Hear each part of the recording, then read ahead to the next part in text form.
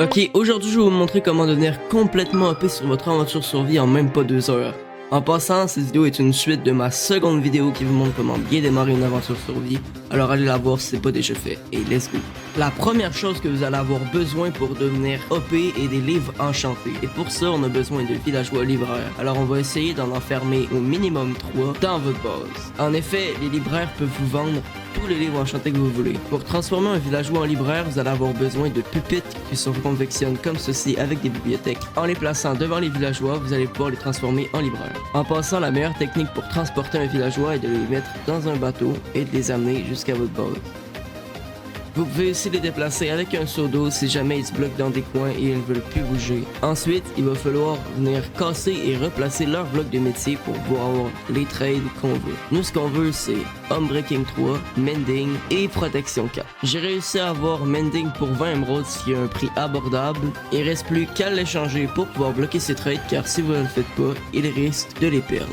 Moi, j'ai fait la même chose pour Protection 4 et Homebreaking 3. Par contre, pour Homebreaking 3, j'ai pris Homebreaking 1 parce qu'on va pouvoir le transformer en Homebreaking 3 par la suite. La prochaine étape est de construire une ferme à fil automatique. Pour la construire, reproduisez les mouvements exacts que je fais. C'est pas très compliqué.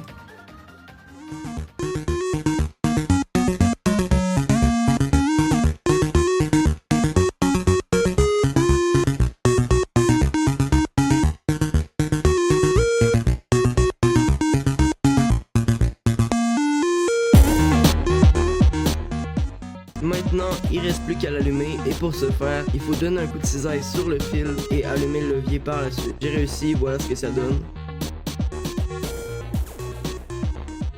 Ensuite, placez des hoppers aux deux coins de la machine pour que ça récolte les fils automatiquement. Ces fils, vous allez pouvoir les vendre au Fletcher contre des émeraudes. Au total, vous allez avoir besoin de 4 livres Mending, 4 livres Protection 4 et 4 livres Homebreaking 3. Si jamais vous avez eu comme moi le trade Homebreaking 1, vous allez en avoir besoin de 16. Et si vous avez le trade Homebreaking 2, vous allez en avoir besoin de 8. Une fois que vous avez tout volé, vous allez pouvoir vous construire un grindstone. Ce grindstone va nous servir à désenchanter tous nos équipements pour pouvoir les réenchanter meilleurs. Une fois fait, il ne nous reste plus qu'à appliquer les livres sur vos équipements. Donc vous allez avoir besoin d'un livre Mending, un livre Protection 4 et un livre Homebreaking 3 par équipement. Si vous aviez des livres Homebreaking 2, vous avez qu'à les combiner ensemble pour donner un livre Homebreaking 3, même chose pour les Homebreaking 1. Faire ces enchantements va vous nécessiter beaucoup de points d'expérience, donc tuer des monstres pour en avoir beaucoup plus. Vous pouvez aussi faire des échanges avec des villageois. Ensuite, vous allez pouvoir construire des laines avec vos fils et des lits avec vos laines. On va avoir besoin de beaucoup de lits pour le Nether, car en effet, c'est le temps de passer son armure en Netherite. Quand on essaie de dormir dans des lits dans le Nether, une explosion va surgir. Vous allez commencer par creuser dans le sol jusqu'à la couche 15. Vous allez devoir récupérer ces petits trucs jaunes qui sont de l'or. On va venir poser le lit, un bloc entre nous et le lit et on va le faire exploser. Comme vous voyez, on peut récupérer plein de netherite avec cette technique.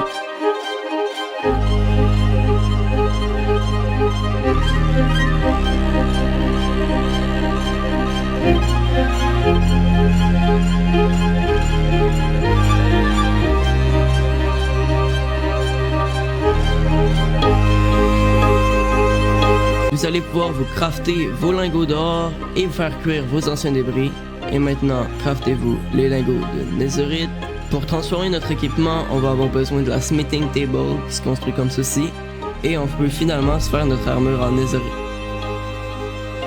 Ah oui, j'allais oublier. La prochaine étape est récupérer une smithing template. Elle se trouve généralement dans les coffres d'un bastion qui ressemble à un gros bloc noir construit en deep slate. Faites attention aux piglins bruts parce qu'ils peuvent vous trichot. Comme je vous l'ai dit, j'ai finalement réussi à trouver une smithing template dans un coffre du bastion. Je l'ai ramené à ma base et il nous manque une dernière étape, c'est d'aller miner 28 diamants pour pouvoir les dupliquer. Une fois fait, vous allez pouvoir dupliquer votre smithing template en plaçant vos diamants comme ceci, la smithing template ici et la netherite ici. Et enfin transformer vos équipements en netherite. Une fois que vous avez flex un max à vos amis, vous pouvez vous abonner, liker, commenter et salut!